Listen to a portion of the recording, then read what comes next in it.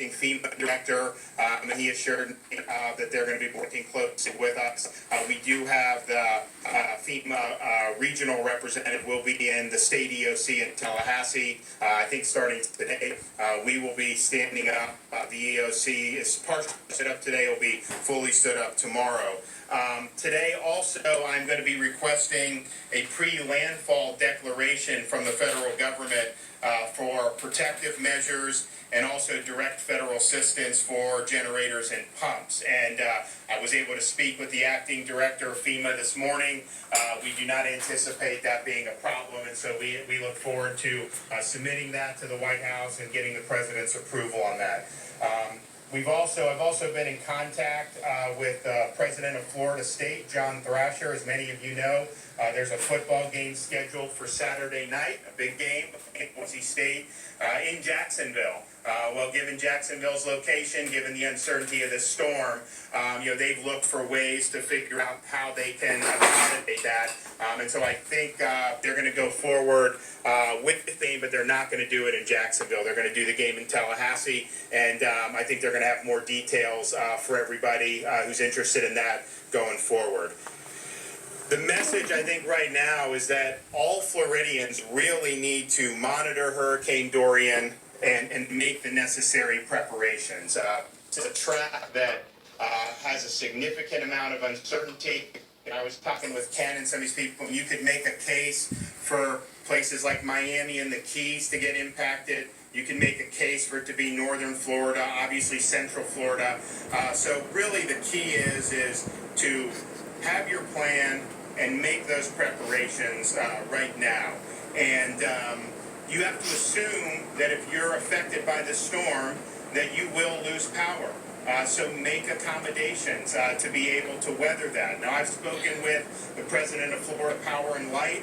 They are going to be mobilizing resources from across the southeast because, the state has stressed the importance of getting the power back on when it goes out. And so they're doing it, but there's no way you could have a storm of this significance and not lose power. So just prepare for that. You should also prepare if you're in an area that experiences flooding when you have significant rain events. Well, guess what? If you're impacted by this storm, you are going to see a lot of water. The Ken was showing me the threat of storm surge depending on where it hits. That threat is significant. But even in terms of the interior parts of the state, they could be affected. Significant amounts of rain. We have rivers, we have different bodies of water, so be prepared for a lot of water. You should have 7 days of food and medicine and water as part of your plan. I know people are going to the stores now. Some of the water's flying off the shelf. You still have time to prepare, so do it. But have those preparations made in terms of food, water, and medicine. Familiarize yourself with possible shelters in your area. You don't know how the storm is necessarily going to track, and you need to have that information in case you have to avail yourself of those resources. Know which evacuation routes are available to you. Now, that's going to be a decision that the local communities are going to have to make in terms of whether that would be appropriate. Obviously, that's going to depend on the path that the storm ultimately takes, but know those routes in case that happens. And then if local authorities do order an evacuation, heed their call because they're looking at possible impacts in their areas, and if they see really significant storm surge affecting a certain area, that can be life-threatening. And so heed the call and evacuate if you're asked to. Now, if an evacuation is ordered, the Florida Department of Transportation will assist by doing things like waiving tolls, fees, and charges for the use of things like the Florida Turnpike and other public highways. We've had now hurricanes affect the state for a number of years recently. We had a period where we didn't have hurricanes for over a decade. Obviously, we're always bringing new people into the state. And so a lot of people are now experiencing hurricanes. For those who are new with this, let me stress preparation. Let me also remind people that have never been through this, because we have this happen every year. If you do use a generator, make sure you're using that generator properly. Do not let the exhaust go into your home. That it could be fatal. So use that in the proper way. And talk to your neighbors if you've never been through a hurricane here, because we do have a lot of corporate knowledge recently.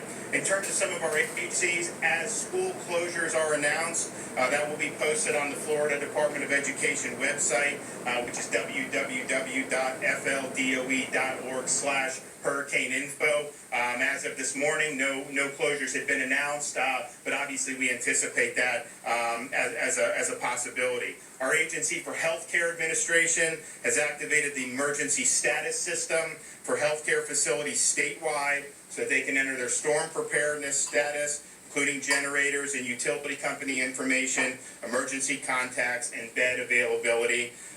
Florida has a 511 traveler information system, so stay informed about what's happening on the roadways. You can go to www.fl511.com. We don't know in terms of any evacuations, but obviously that will affect how roads are operating. Our Department of Environmental Protection has completed pre-storm beach surveys, and pre-storm prep guidance has been distributed to all hazardous waste, drinking water, and wastewater facilities. And we've had 559 disaster sites that have been affected counties, and obviously as we add counties to that, there's going to be more of those sites that are going to be authorized. www.florida.org is being for its disaster mode so that it can coordinate people who are willing to volunteer their time and resources to assist people that are affected by Hurricane Dorian.